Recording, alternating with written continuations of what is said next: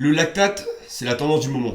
Et non, le lactate et sa mesure, ça n'existe pas depuis peu. En réalité, c'est un processus de mesure qui existe depuis un moment. Le premier analyseur de lactate sanguin, il a été créé dans les années 70, à l'origine dans un but plutôt médical que sportif. Au fil des années, les technologies d'analyse du lactate sanguin, elles ont évolué. Elles sont devenues plus sophistiquées, ce qui permet aujourd'hui des mesures plus rapides sur le terrain grâce à un tout petit appareil d'une valeur de 300 à 500 euros. Et depuis quelques années, la mesure du lactate, elle devient très tendance. Des athlètes du top mondial, particulièrement les Norvégiens, s'affichent avec une nouvelle technologie, finalement pas si nouvelle, et les foules d'athlètes s'agitent pour comprendre et sauter sur la nouveauté. Et comme je suis un passionné d'entraînement, de physiologie et surtout un gros curieux, la mesure du lactate, je l'ai pratiquée en long, en large et en travers pendant les 2 dernières années.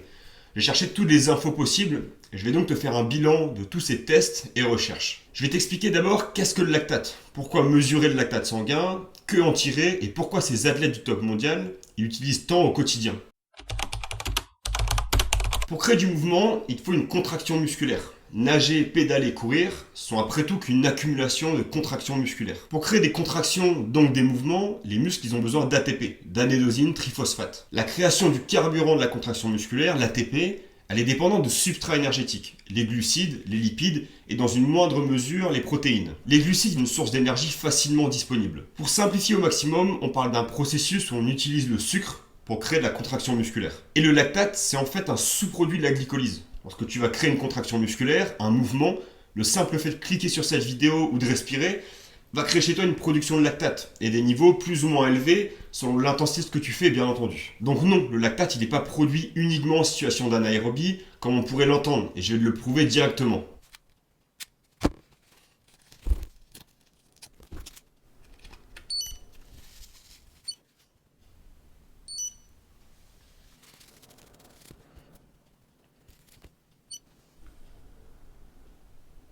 Et là, à ce moment, j'ai pas spécialement le sentiment d'être en anaérobie.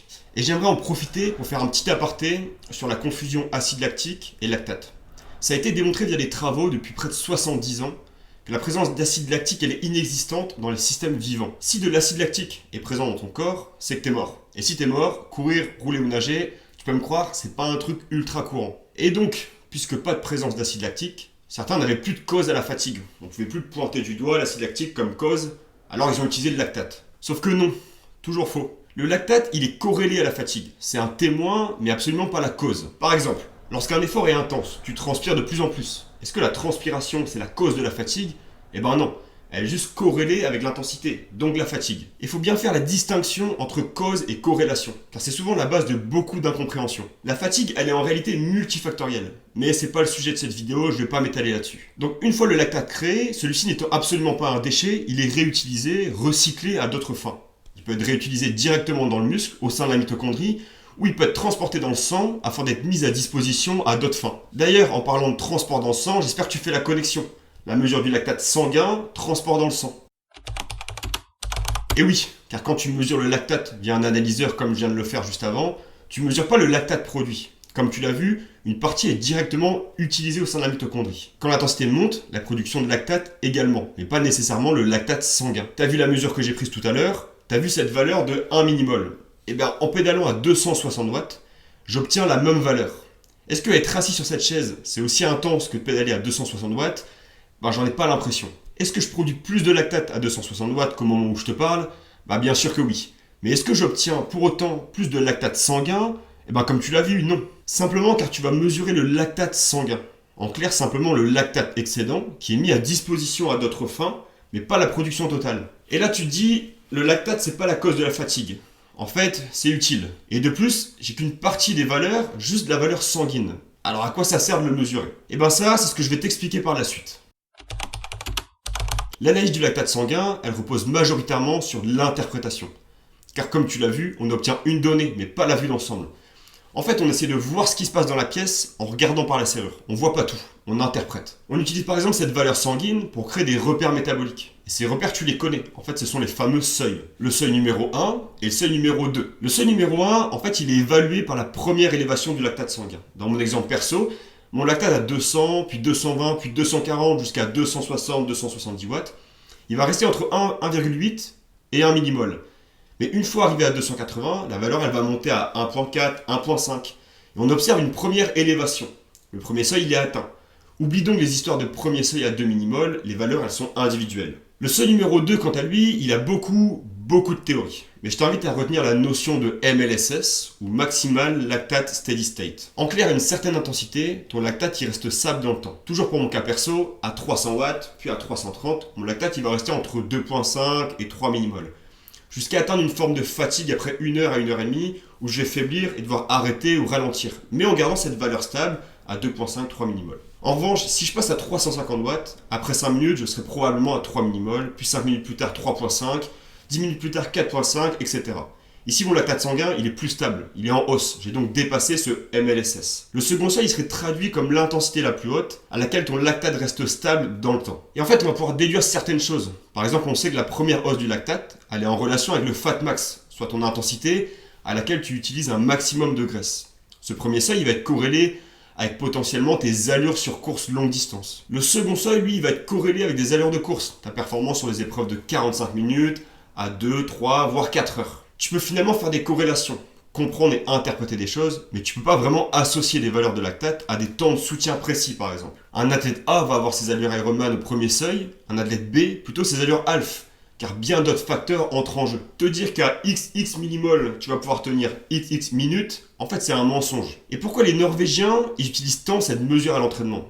Tu vas comprendre que tout ça, ça vient avant tout de leur méthode d'entraînement. Ils utilisent un entraînement où la majorité, ou du moins une grande majorité de leurs intervalles, elles se font au MLSS, ou au second seuil. Et donc de ce fait, le contrôle à l'entraînement, il est simple, et surtout il est cohérent. Ça leur permet de rester dans cette zone cible, peu importe le niveau de forme, de fatigue, ou même du contexte, comme l'altitude, la chaleur, etc. Ils peuvent aussi évaluer leur progrès au sein des séances, apprendre à connaître les réactions de leur propre corps par cœur. Mais attention, tout comme la fréquence cardiaque, les valeurs de lactate, elles sont soumises à la variation. D'ailleurs, malgré que celle-ci soit mise de côté, l'AFC et le lactate, c'est très corrélé. Quand tu es fatigué et que ta AFC elle ne monte pas, et généralement le lactate il va faire pareil. Et d'ailleurs, Gustav Iden, dans une de ses vidéos, il en parle très bien.